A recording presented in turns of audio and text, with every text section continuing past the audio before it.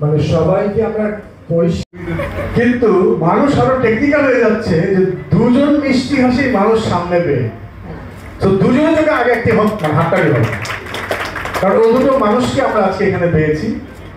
সৌভাগ্যক্রমে তাদের ব্যস্ত সময়ের ভিতরে তারা সময় দিয়েছেন আমাদের বাইক.com এই প্রোগ্রামে।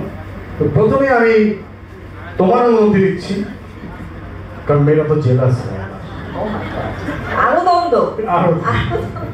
তো সেখান থেকে তুমি কি প্লিজ আমার দেশের সেই মিষ্টি হাসির মানুষটিকে মঞ্চে একটু আহ্বান জানাবে প্লিজ।